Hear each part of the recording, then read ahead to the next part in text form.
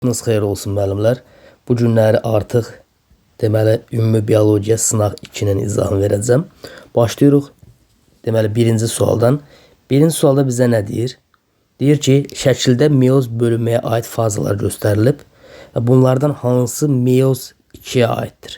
Yəni meyoz 2 deyəndə biz artıq nəyi nəzərdə tuturuq? Mitozu artıq. Deməli mitozun təkrarı kimi nəzərdə tutulmuş olur. Ona görə də burada şəkildə yəni tam göstərilməsə də buradan yaxşı düşməyib. Olur A variantı. Yəni A olacaq. Deməli A-na götürürük. Çünki artıq burada deməli burada bir cərgədə düzülən A variantıdır. B. Xeyr. C də aid deyil. Sonra bir cərgədə düzülən D-dədir. Bir də burada artıq görürsünüz ki, şəkildə xromatitlər şəklində baxın ayrılıb. Və ona görə də deməli bu da olacaq. Meyoz 2-yə aid olmuş olar. Deməli A, D, Y cavab olacaq B variantı. İkinci suala keçid edirik. İkinci sualda nə deyir bizə? Bir zəncirli zulalın sintezinə maksimum 24 saniyə vaxt sərf olunub. Aha. Bu hissəyə qədər oxuyandan sonra biz bilirik ki, deməli 5'də 1, 6'da 1 saniyəni hesablayırıq. İndi bizə maksimum dediyinə görə artıq 1 saniyə biz 5'də 1'ni hesablayırıq. 1 saniyə deməli neçə amin turşu birləşir?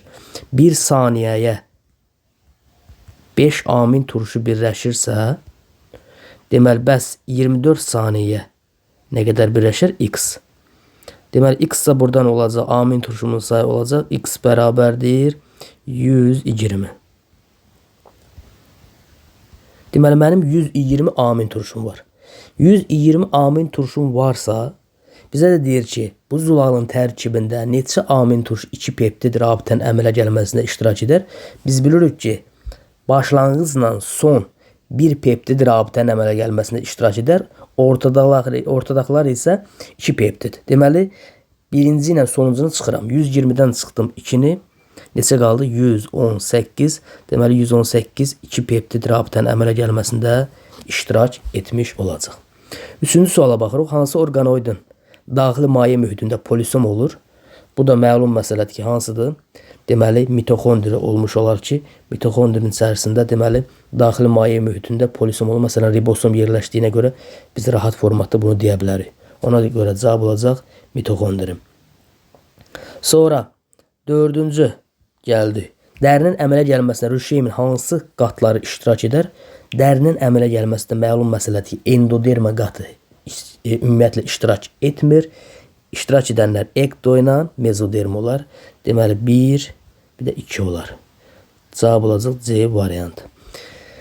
5-ci suala keçid edirik. Diploid bitkinin yumurtalığında 2 qat mayalamada iştirak edən diploid xromosom dəstli hüceyrələrin sayı 4 ədəd olarsa, əmələ gələn meyvə neçə toxumlu olar? Baxın, 2 qat mayalanmada diploid xromosom dəstli hüceyrənin sayı.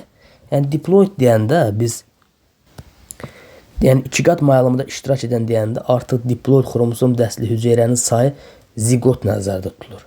Zigot da biz bilirik ki, diploid xromosom dəsti daşıyır. Bir dənə, yəni artıq mayalanma gedəndə rüşeyim hissəsində bir dənə nə olur? Deməli zigot olduğuna görə bir toxum əmələ gələcək. Amma 4 ədədi olduğuna görə bizə sayla 4 dediyinə görə 4 dənəsi bu artıq diploid var. Deməli 4 dənə zigot olduğuna görə 4 dənə də toxum əmələ gəlmiş olar. Cavab olacaq C variantı. Keçirik 6-cı suala. Ailədə olan 2 bacıdan biri 4-cü, digəri isə 1-ci qan qrupa malikdir. Yəni 4-cü A, B, bir də digəri isə 1-ci qan qrupu, yəni O'dur. Qızların atasının 3-cü qan qrupu olma ehtimalı neçə faiz? Yəni qızın atası deyəndə ümumi şəkildə ya bu ola bilər. Kənarda bunu eləyib. Məsələn, ya BB ola bilər, ya da B0 ola bilər. Bunun BB'si heç vaxt ola bilməz. Çünki məlum məsələdir ki, ümumi şəkildə yəni çarpazlaşma necə getməlidir ki, buradan həm O əmələ gəlsin, həm AB əmələ gəlsin. Ona görə AB, BB olmaz. Deməli B0 olacaq ata. Deməli bu da nə ilə çarpazlaşmalıdır? Çarpazlaşmalıdır ki, A0 ilə deməli bütün qan qrupları əmələ gəlməlidir ki, AB ilə O üzə çıxsın. Buradan da əmələ gəlir AB, sonra A, O, B, O, bir də o əmələ gəlir. O. Bunun da əmələ gəlmə ehtimalı 4-dən deməli neçə faizi bir əmələ gəlir. AB, bir də O. Deməli bu olacaq nə? 4-dən 2. O da eləcə neçə faiz? Vururuq 100%-ə. O da eləcə 50%. 50% cavab olar A variantı. Sonra gəldik 7-ci suala. 7-ci sualda nə deyir bizə? Deyir ki, aşağıda canlıların deməli hansı və ya hansıları yalnız bir cinsi xromosoma malik yönəlici cimciyə malik olar. Yəni söhbət artıq buradan nədən getmiş olur müəllimlər? Dişi heterogametliyə malik. Yəni gəlin baxaq ki, burada hansı deyir? Dişi heterogamet yox, dişi homogamet. Üzürsən, dişi homogametlər deyəndə baxırıq. Dişi ilan deyəndə buradan məsələn götürürük bu xromosom dəstini, deməli X, Y. Sonra dişi tısbağa, bunda da xeyr, 1-4 getdi. Harda 1-4 var, çıxdaşılır. Dişi qoyun, bəli bu olacaq X. Toyuq XY-dir, bu da getdi. İnək, bəli olacaq XX. Deməli homogametlər hansılardır? 2, bir də 5. Çünki yalnız bir növ cins xromosoma malik olanlar artıq biz Y olmayanları götürəcəyik. O da 2 ilə 5-dir. Cavab olacaq A variantı. 8-ci suala baxırıq. Mitoz bölünmə anafaza mərhələsinin hüceyrəsinin bir nüvəsində 48 xromosom olan. Yəni bunun artıq deyəcəksiniz ki, 4 eni bərabərdir neçəyə? 48-ə. N də bərabər olur 12. Məməli indi bizə nə deyir? 48 xromosom o. Məməli heyvanın bir yumurta hüceyrədə 12 xromosom və bir yönəlici cimcikdə orada da 12 xromosom. Saylarının cəmini istəyir. 12 ilə 12-ni topladınız. Hər bir haploid olduğuna görə. Yəni N plus N 2N. Deməli bunun N'i 12-dirsə 2N neçə olacaq? N'in yerinə gətirib 12-ni qoyanda 2-ni vururuz 12-yə eləcək 24. Cavab olar C variantı. Növbəti suala keçid edirik. Deməli 3 saat ərzində 5 kvadrat metr yaşıl yarpaq sahəsinə düşən günəş enerjisinin miqdarını hesablayın. Deməli əvvəlcə M bərabərdir. S vurulsun T düsturuna əsasən. Buradan 3'ü vururuq 5'ə. Deməli neçə elədi? 15. Mənim 15 nədir? Üzüm maddəmin kütləsi. İndi bizə nə deyir? Günəş enerjisinin miqdarını hesablayın. Günəş enerjisinin miqdarını hesablamamız üçün deməli 1 qram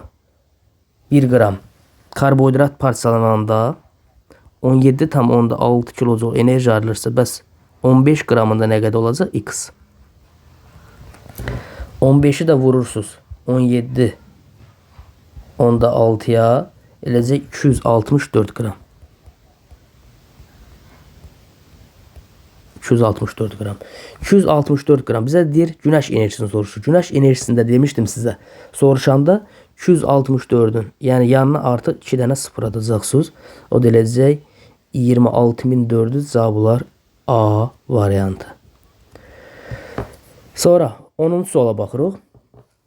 10-cu sualda nə deyir bizə? Deyir ki, embrional inkişafın mərhələlərinin baş vermə ardıcılığı ilə düzün.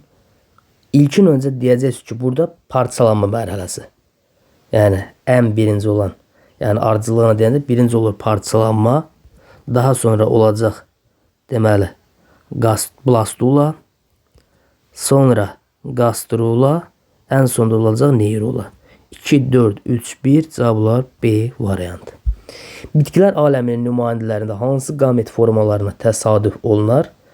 Müəllimlər, sizə demişdim ki, deməli bitkilər aləmində həm ooqamiya, həm izoqamiya, həm də anizoqamiya rast gəlinər. Çünki məsələn adicə bir dənə yosunu götürsüz, məsələn yosunlarda hamısına rast gəlmək olur. Ona görə də yəni ümumi şəkildə deməli bitkilər aləmində nümayəndələrində hansı qamet formaları təsadüf olunur? Yəni bütün hamısına ooqamiya, izoqamiya, anizoqamiya deməli götürə bilərik. Cavab olacaq 1, 2, 3 C variantı. 12-ci suala baxırıq. Verilən proseslərin hansında su molekulu ayrılar? Su molekulu ayrılacaq translyasiya və transkripsiya prosesləri 1-2-ni hər ikisini götürürük. DNT molekulunda hidrogen rabitələrinin əmələ gəlməsi zamanı xeyr. Bunda olmaz. Cavablar 1-2A variantı.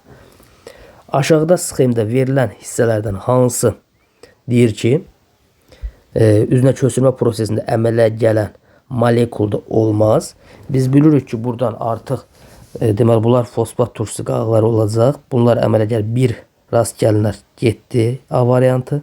Sonra 2 bu artıq nədir? Üzünü köçürmə prosesi, yəni RNT-də bu olması. Bu artıq 2 dezoksiriboz olduğuna görə 2 götürdük 2-ni. Çünki RNT-nin karbohidrat nədir? Ribozadır. Bir də buradan da baxırsınız ki 3 xeyir, 3 artıq olacaq nə? Deyirsiniz ki, bu DNT-də də adenin var. Məsələn, RNT-də də var. Ona görə götürmürük. 4-də də burada artıq sitozindir bu. Bunu da götürmürük. Həm RNT, həm DNT-də var. 5 də burada olacaq artıq timin. Yəni kütləcə deməli adenindən kiçik olduğuna görə, ona görə biz rahat formatı deyirik. 5-ci də timindir. Deməli rast gəlinməyəcək timin də olmaz RNT-də. Ona görə 2 və 5 cavab olacaq C variantı. 14-cü suala baxırıq. Nə deyir bizə? Deyir ki, böyük A, kiçik A bu çarpazlaşma ümumi şəkildə verilib. Deyir, bu genotipli orqanizmlərin çarpazlaşmasından böyük A, böyük B, böyük C, böyük D fenotipli fərdlərin əmələ gəlmə ehtimalı hansı nisbətdədir? Genlər də ilişkili deyil, tam dominantlıq mövcuddur. Mən bir dənəsinin, məsələn, üçü də heterozigot olduğuna görə A, B, C-lərin. Yəni buna hər birinə monohibrid kimi yanaşıram. Yəni monohibrid kimi yanaşanda baxın. Məsələn, A-ları çarpazlaşdırırım. Böyük A, kiçik A çarpazlaşdırırıq. Deməli, bundan bunu monohibrid kimi hərəsini yanaşanda əmələ gəlir böyük A, böyük A. 2 dənə böyük A, kiçik A, bir də əmələ gəlir kiçik A, kiçik A. Bir dənəsini tapacağım, digərlərini artıq özümüz biləcəyik. Baxırıq ki, buradan böyük A-nın əmələ gəlməsi ikisi buradadır, biri də buradadır. Deməli, nə olacaq? 3 dənə, 4-dən 3-ü. 4-dən 3. B-lər də eyni qaydada 4-dən 3-ü. Çünki niyə görə? Heterozigotdur, həminki qaydada. C-lər də eyni olduğuna görə 4-dən 3-ü. Amma burada da böyük deyil. Deməli, böyük deyil, böyük deyil. Kiçik deyil, kiçik deyil çarpazlaşanda əmələ gəlir. Böyük deyil, kiçik deyil. Bunun da əmələ gəlmə ehtimalı 1-dir. Vururam 1-ə. O da eləyəcək ümumi deməli məxrəcləri 1 vururuq, surətləri 1. O da eləyəcək ümumi şəkildə neçə? Deməli 64-də 27. Cavab versiyamız varmı? Bəli, cavab olacaq C variantı. 15-ci suala. Rəngli bədənin tərkibində olur. Rəngli bədən deyəndə artıq söhbət xromosomdan getmiş olur. Xromo rəng, soma bədən deməkdir. Yəni o xromosomun da tərkibində biz bilirik ki, DNT və zülala rast gəlinir. Ona görə cavab olacaq Y variantı. Sonra keçirik 16-cı suala. 16-cı sualda bizə nə deyir? Baxırsınız ki, deyir ki, zigotun deyir ümumi şəkildə, yəni bölünməsi zamanı 64 blastomer əmələ gəlmişdir. 64 blastomer deyəndə mən ümumi şəkildə 64 blastomer, baxın, bu zigotdur, bölündü. İkisi əmələ gətirdi. Dalbada, yəni ümumi şəkildə ardıcıl olaraq uzunluğa bölünür. 4, sonra əmələ gəldi 8, 8 bölündü 16, 16 bölündü 32, 32 də bölünür 64. İndi deyir, zigotun bölünməsi zamanı 64 blastomer əmələ gəlmişdir. Bu zaman neçə hüceyrə eninə bölünmədən əmələ gəlib? Eninə bölünmədən əmələ gəlib, uzuna bölünməyə məruz qalıb. Buradan eninə bölünmədən əmələ gəlib, uzuna məruz qalıb 8, bir də olacaq 32. 8 plus 32 eləcək 40. Deməli, cavab versiyamız A variantı. Ümumi şəkildə, yəni zigotun bölünməsi haqqında, yəni mənim YouTube kanalımda izahı var. Bu ildə həm də ümumi qədər düşüb, sertifikasiya istifadə olunub. Yəni oradan girib izləyə bilərsiniz. 17-ci suala baxırıq. 17-ci suala nə deyir bizə? Yanlış fikri göstərin. Yanlış fikri göstərin deyəndə artıq çox hüceyrəli baxırıq ki, o heyvan orqanizmdə ontogenezi zamanı zigot uzuna bölünməyə məruz qalır. Bəli. Yanlış fikri artıq bizdən soruşur. Bu doğrudur. Bölünərək 2 hüceyrə əmələ gətirir. Bəli. Mitoz yoluna bölünür. Bu da doğru fikirdir. Blastomerlərə bölünür. Buradan baxın. Blastomerlərə bölünür. Yuxarıda da göstərmişəm. Bəli. Enine istiqamətdə 2 hüceyrə bölünür. Xeyr. Bu uzunluğa bölünməyə aiddir. Ona görə yanlış fikrimiz olacaq. Y variantı. Şəkildə göstərilən orqanoidlərdən hansına ali bitki hüceyrələrinə rast gəlinməz? Deməli, bu hüceyrə mərkəzidir ki, deməli bu digərləri Golgidir, mitokondri, xloroplast, bunlar hər biri rast gəlinir, amma deməli hüceyrə mərkəzi ali bitki hüceyrələrinə rast gəlinməz. Cavab olacaq Y variantı. 19-cu suala baxırıq. 19-cu sualda nə deyir bizə? Qrafikdə verilən hansı zaman aralığı meyoz bölünməyə məruz qalan hüceyrənin telofaza 1 mərhələsində? Telofaza mərhələnin deməli bizə ümumi xromosom və xromatid sayı necə idi? Deyəcəyiz ki, N2C-dir. Deməli, N-dən düşsün artıq N2C-yə. Yəni, xromosom N-dən düşsün 2C-yə görə hansı variantda var o? Deməli, buradan T1 aralığına baxırıq. T1-də 2-dən qalxıb 4-ə. Deməli, bu olmaz. Sonra baxırıq T2-yə. T2-də sabitdir. 4-də göstərilib. Xeyr. Baxın. Bu da getdi. C-yə baxırıq. T3. T3 aralığında bəli artıq 4-dən düşüb deməli 2-aya düşmüş olur. Ona görə bəli N2C-yə uyğun gəlir. Cavab olacaq C variantı. 20-ci suala baxırıq. Verilən fikirlərdən hansı doğru deyil? Altın xətt deyirəm, doğru deyil. Baxırıq A variantı. Bir hüceyrə orqanoidi digər orqanoidin daxilində ola bilər. Məsələn, bəli. Deyə bilərsiniz ki, ribosom nəyin daxilində yerləşir? Mitokondri. Bu ola bilər. Bir orqanoidin tərkibində lipid zərgəsi olmaya bilər. Məsələn, membransız orqanoidlər ribosomu götürə bilərsiniz. Bir orqanoidin tərkibində C variantına deyir, yalnız translasiya baş verə bilər.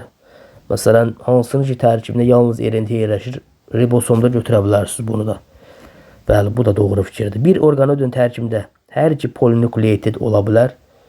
Məsələn, RNT və DNT götürə bilərsiniz mitokondri və yaxud plastin tərkibində, bu da ola bilər. Y variantına bax, orqanoid olmayan canlı hüceyrə ola bilər. Xeyr. Məsələn, biz nə deyirik? 4 aləmin 4-ündə də ribosom olduğuna görə artıq bu fikir deməli nədir? Yanlış fikirdir. Ona görə cavab olacaq Y variantı. 21-ci suala baxırıq. Diploid xromosom dəsti 26 olan çiçəkli bitkinin 3 ədəd ana tozcuq hüceyrəsində əmələ gələn spermlərdə cəmi neçə xromosom olar? Deməli, bir ədəd ana tozcuqdan 4 əmələ gəlirsə, bəs 3-dən neçəsi əmələ gələcək? X. X bərabərdir. Oldu 12 dənəsi. Və hər bir deməli ümumi şəkildə deyəcəyiz ki,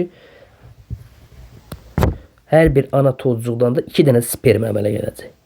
Yəni 2 dənə spermi deyirik ki, artıq necə əmələ gələrdi? Məsələn, deyirsiniz ki, tozcuq dənəciyi ümumi düşür dişicinin ağızcığına. Yəni vegetativ nüvə əmələ gəlir, bir də generativ nüvə əmələ gəlir. Vegetativ nüvə nə edir? Əriyərək tozcuq borusunu əmələ gətirilir və rüşeym hissəsinə qədər uzanır. Amma deyəcəyiz ki, generativ nüvə isə nəyə əmələ gətirir? 2 dənə spermin əmələ gətirəcək. Ona görə də 12-ni də vurursunuz 2-yə, elədir neçə? 24. 24. İndi bizə deyir diploid xromosom dəstə. Yəni bunun 2 eni bərabərdir 26-ya, eni də bərabər olacaq neçə? 13-ə. 24-ü də vurursunuz sondakı 13-ə. Görək ki, buradan neçə dənə sperm əmələ gələr. Vurdunuz 13-ə, o da eləyəcək deməli. Neçə? Eləyir 312. Cavab versiyamız varmı? Bəli. Cavab olacaq C variantı. 22-ci suala baxırıq. Deməli 22-ci sualda nədir? Translasiya zamanı sintez olunan biopolimerin nisbi molekul kütləsi 22.000-dir. Yəni artıq zulal sintezindən söhbət gedirsə, biz bunu 22.000-i nəyə böləcəyik? Deməli nisbi molekul kütlə dediyinə görə 22.000-i bölürsünüz deməli 110-a. Düşür nə qədər? 200 amin turşu. İndi bizə deyir 200 dənə amin turşu var. Bu maddənin sintezinə maksimum neçə saniyə vaxt sərf olunur? Maksimum dediyinə görə deməli 5də 1 ilə hesablayır. 5də 1 200 də vurursunuz 5də 1-ə.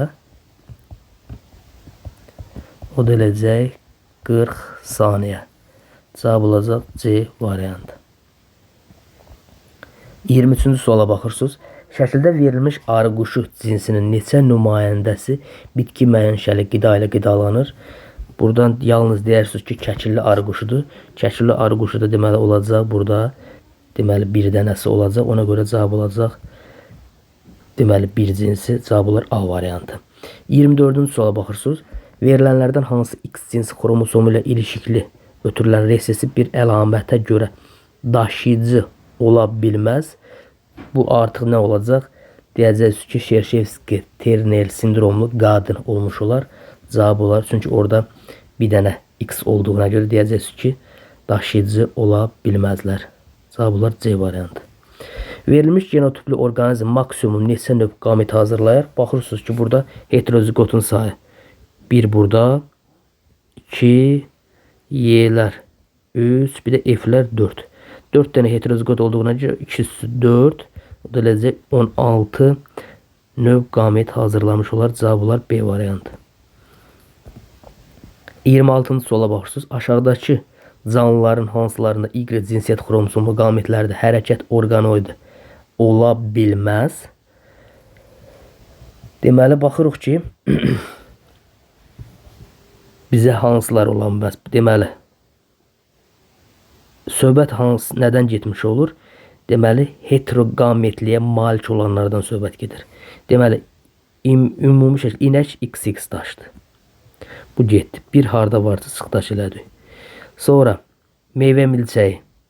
Meyvə milçəyi də bunlarda da dişlər X, deməli X, erkəklər XY, ona görə bu da getdi. Orangutan. Bunlarda da deməli xeyir. Amma kərtənkələ bəli. Dişi heterogamet deyəndə axı X, Y. Bir də olacaq sərçədə X, Y. Deməli olacaq 2, 3, Y variantı. Sonra 27-nin hansı xəstəliyin əlamətləri verilmişdir? Miyelin qişası dağılır, əqli zəiflik baş verir, hərəkət koordinasiya itir, bəzi orqanlarda çatışmazlıqlar müşahidə olunur. Deməli bu olacaq Tay-Sachs xəstəliyi. Cavab olar C variantı.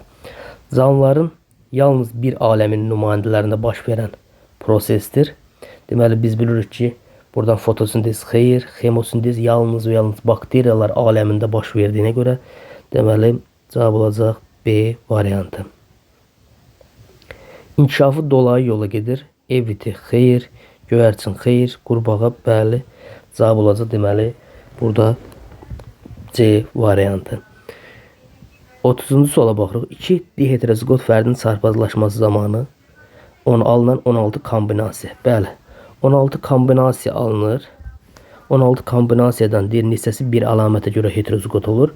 Bəli, bunu biz çarpazlaşmadan, yəni Pennet cədvəlinə əsasən buradan yalnız və yalnız deyəcəyik ki, neçəsi 8 dənəsi deməli nə olur? Yalnız və yalnız bir əlamətə görə heterozigot olmuş olur. Cavab olacaq deməli C variantı. Ektoderma mənşəlidir. Xorda xeyir. Periton mezoderma.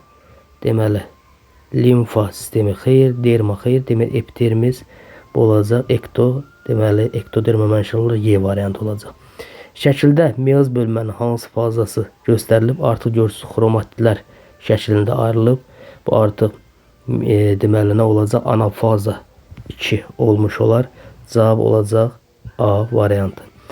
33-cü suala baxırıq. Onurğa beyninə daxil olan sinirlər. Daxil olan sinirlər deyirsə artıq hissilər hara gedir? Deməli hissi sinirlər gedir mərkəzə doğru. Yəni hissi sinirlər də nədən təşkil olunacaq? Hissi neyron dedik ki, aksonlarından təşkil olmuş olacaq ki, bu da hara aiddir? Arxa köklərə aiddir. Ona görə cavab olar hissi neyronlu aksonlardan təşkil olunub arxa köklərdir. 33 olacaq A variantı. 34-cü suala baxırıq. Patau sindromlu uşağın əlamətlərinə aid deyil. Ürək kameraları arasında ara kəsmə qüsuru. Bəli, bu aiddir. Böyrək çatışmazlığı aiddir. Bağırsaq çatışmazlığı bu da aiddir. Sonra kəllənin beyin şöbəsində olan qüsur bu da aiddir. Dar olan göz yarığı bu xeyr. Bu artıq Down sindromlu uşağa aid olduğuna görə cavab olacaq Y variantı. 35-ci suala baxırıq.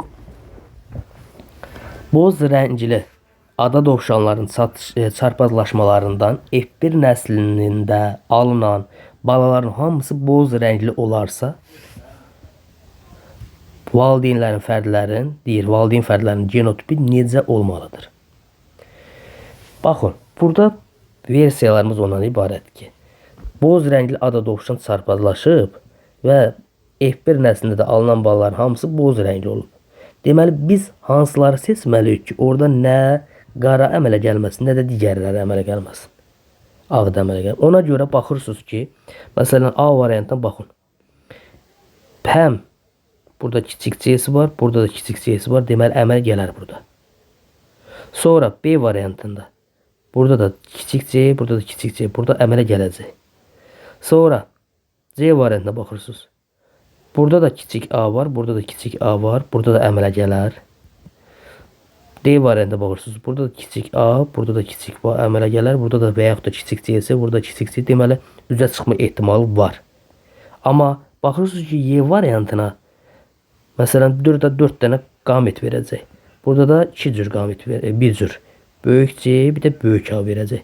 Yəni, bir valideyndə nə yoxdur? Onun resesivi yoxdur. O olmadığına görə deməli, burada üzə çıxma ehtimalı yoxdur. Ona görə cavab olacaq Y variantı. 36-cı suala baxırsınız. Doğru olan fikri seçin deyir. Doğru olan fikir deyəndə baxırsınız ki, deyir, bir ananın bətnində 2 qız və 2 oğlan olmaqla 4 əkiz döl var. Əgər bu döllər cəmi 3 ciftin daxilində olarsa, deyir, onda doğru fikri tapın. Baxın, burada məsələn 2 qız 2 oğlan veribsə bir ananın bətnində, deməli, ya qızlar eyni yumurta əkizi, oğlanlar müxtəlif yumurta əkizidir. Ya oğlanlar eyni, deməli, yumurta əkizi, qızlar isə deməli, nə olacaq? Müxtəlif yumurta əkizi olacaq. Yəni, bunu bilməyimizlə artıq biz təyin eləyə bilərik. Məsələn, baxaq birinci A variantından. Bunların əmələ gəlməsində 4 spermatozoid iştirak edib. Xeyr, 4 spermatozoid iştirak etməz.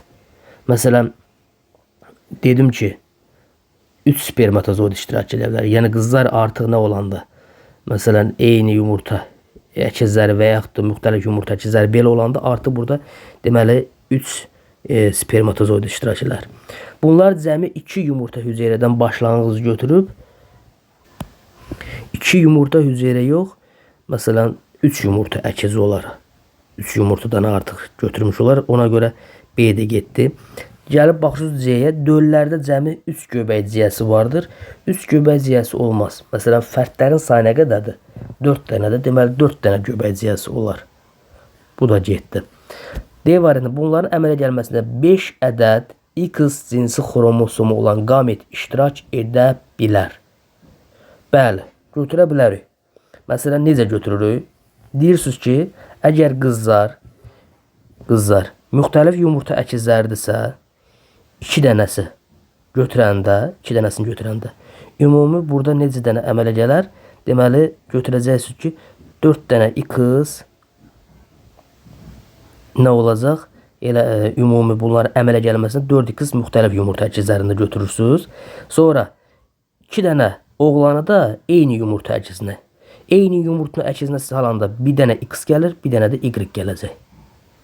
Düzdür? Ona görə bir dənə də X burada, 4 dənə X burada, bir dənə X burada, ümumi eləyəcək neçə? 5 dənə X olmuş olar. Deməli, bəli, bu doğru fikir. Əmələ gəlməsində 5 ədəd X cins xromosomu olan qamet iştirak edə bilər. Cavab olacaq D variantı.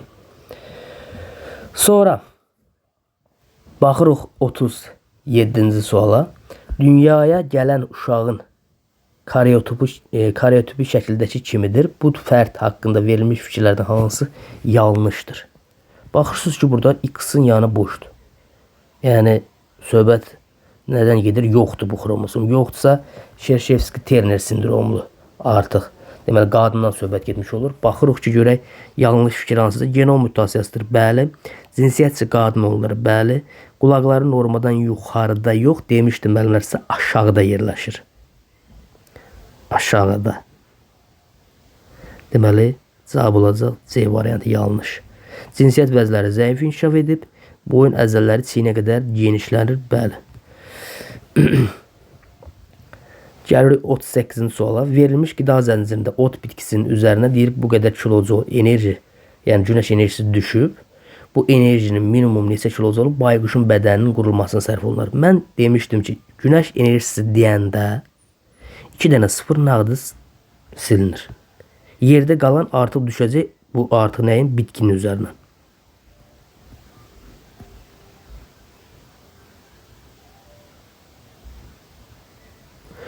İndi bizə deyir ki, bayquşun bədəninin qurulmasına neçə kilojoule deməli sərf olunur. Baxırsınız ki, ən uzun burada zənciri seçəcəksiniz. Ən uzun zənciri seçməyimiz üçün bitki ilə deməli getdi çərtkəyə, çərtkədən getdi hara? Sıçana, sıçandan gedir ilan, ilandan da gedəcək bayquşa doğru. İndi burada bizə minimum dediyinə görə 5%. Yəni mən həmin rəqəmi 20-yə bölə-bölə gedəcəm.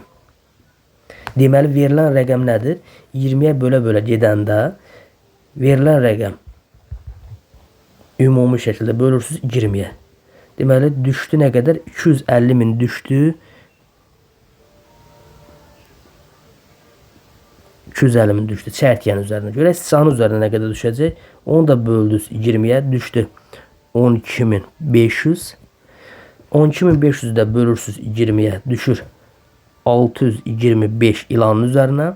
625-i də bölürsüz 20-yə, o da düşür 31,25 kilojoule nəyin üzərinə? Deməli bayquşun üzərinə cavab olacaq A variantı. 39-cu suala baxırıq. Deyir ki, alabula dişi pişiklə qara erkək pişiyin çarpazlaşmasından neçə növ fenotip əmələ gələr? Alabula dişi deyəndə, yəni X böyük B, X böyük B, alabula böyük B yox, kiçik B. Kiçik B çarpazlaşdırırsınız nə ilə? Deməli, qara erkək dediyinə görə X böyük B, Y. Bu bizə verir. Çarpazlaşma nəticəsində verir X böyük B, X böyük B, yəni qara dişi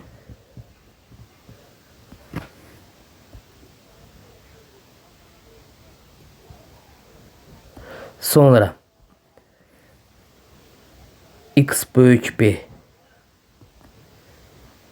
Y qara erkək,